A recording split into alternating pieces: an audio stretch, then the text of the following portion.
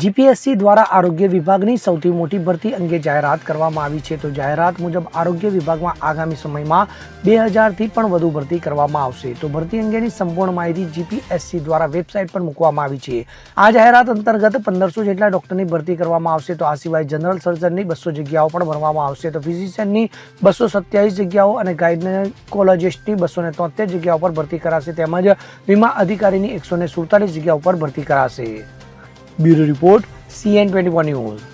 હવે જુઓ દેશ દુનિયાની તમામ ખબરો તમારી આંગળીના ટેરવે. ઉઠાવો મોબાઈલ અને Google Play Store પરથી ડાઉનલોડ કરો અમારી CN24 ન્યૂઝ મોબાઈલ એપ.